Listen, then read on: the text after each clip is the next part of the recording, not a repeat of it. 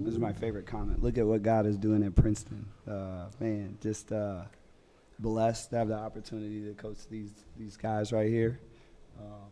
Ragni Santiago, Mira Gill, Cam Mercer. These are the three of the best players in the state of Ohio, and God's blessed me with the opportunity to lead them. And, you know, basketball is one thing, but off the court, these are incredible young men who not just are great athletes, but they're great students. They represent the community at a high level, and they're great role models. I have young boys right here, and I know they look up to those guys as well as a lot of people in the community. So just fortunate for the opportunity. They deserve a lot of flowers for bringing the first state championship back to Princeton High School.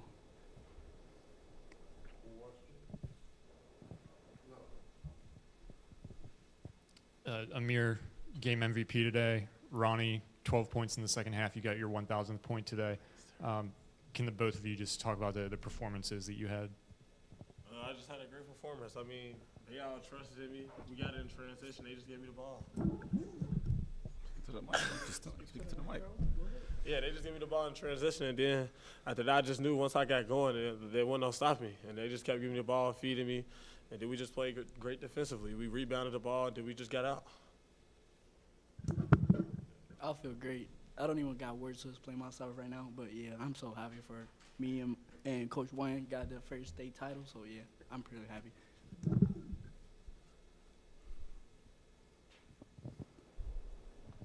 Hey, Coach, you probably knew by scouting them that the way they usually win games is in the 40s and the 50s and slowing things down and running their motion offense. How did you curtail, how'd you approach trying to keep them from getting into that game?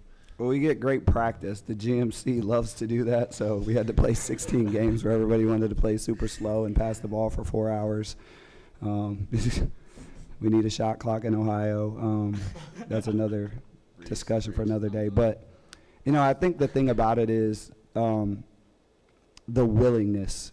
You know, we talk about this all the time as staff, there's no level of basketball where kids, you know, hold the ball that long, reverse the ball that long. But we also talk about what it takes to win in Ohio. I don't think it's the coach's fault. I think that they do what's best for their program to win basketball games. And, you know, when you're trying to play an exciting brand of basketball like we played yesterday, but, you know, what this program has bought into is being able to win these types of games. And we use the slogan this year, choke them out, when that means that we're going to have to defend and defend and defend and defend until they, you know, till they turn the ball over or shoot a bad shot. And sometimes that takes a minute. Sometimes that takes a minute and a half. And kudos to these guys because they haven't done it in youth basketball. They don't do it in AAU, and they have to do it in high school. But they did what it takes to win, and we were able to get it done.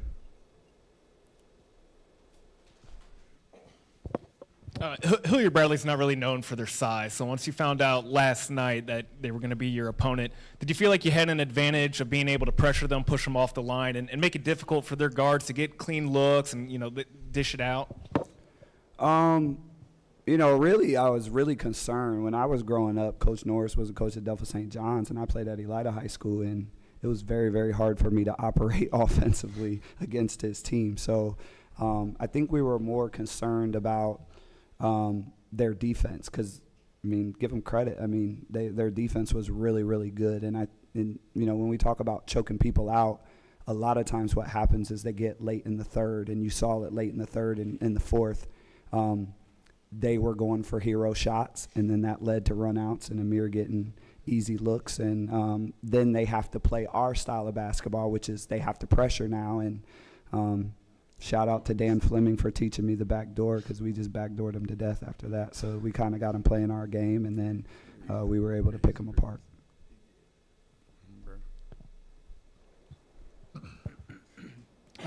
Cam, Princeton had a 30-20 advantage on the boards today. You held Hilliard Bradley to 29% from the field.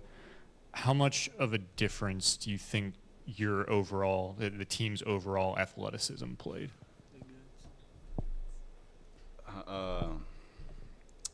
I think that, I guess, our game plan, just pressuring 1 and 3, because we know that was their best players, and they're able to pull up from wherever they want. So, like, we were pressuring them off the screens and We knew that even though they're smaller, like they're still feisty. They're still gonna fight to get rebounds and be physical like they did today. Like I give them credit, like they had really good defense. But that's I just feel like our game plan, our coaching, and the players, we all stuck together. I just feel like we were better. You know what I'm saying? Reese.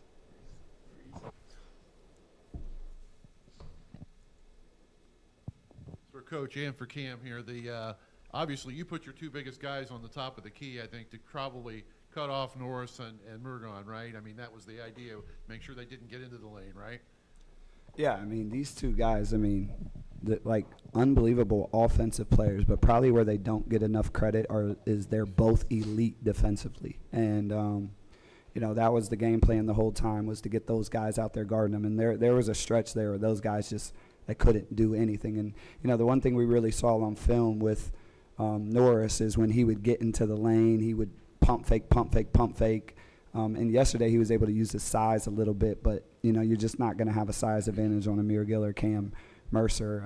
You know, there's not very many 6'5" point guards that can defend at the level that he can. And Amir Gill just, like, when they were both out there on 1 and 3, those guys were having serious problems. So, you know, kudos to you two because, you know, a lot of times in high school basketball, highly ranked kids don't play defense. And, you know, that's not the case here. Those guys compete at a high level, and we're really appreciative. And then one more thing I want to say. Rodney Santiago scored his 1,000th point today. There's only 6 players in the history of Princeton with 1,000 points. No, you're the goods. Like that is unbelievable. You're the goods, boy. Like that is an unbelievable accomplishment. And you know, we talk about the low scoring games, like in the GMC, the scores are really, really low. So it's very, very hard. Amir Gill is going to have a shot at it next year, and Cam Mercer as well. So just blessed to be able to coach these 3.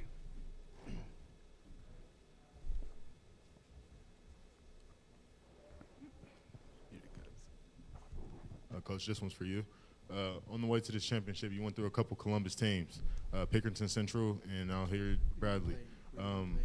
With going back to Cincinnati, does that feel good, like having kind of like bragging rights from Ohio High School sports with taking it from Columbus? Not really. You know, I think at the end of the day, you know, we're just trying to be the best that we can be every single day, and I don't think the opponent really matters. You know, we're locked in on what we need to do to get better and what these kids need to do to improve. And you know, I don't want to look at it like bragging rights or anything like that. I mean, we're just the team this year, and we're fortunate enough to have great players, and they played at a high level, and they were able to carry us. So, not really to answer your question. Yes, sir. Thank you. Appreciate you.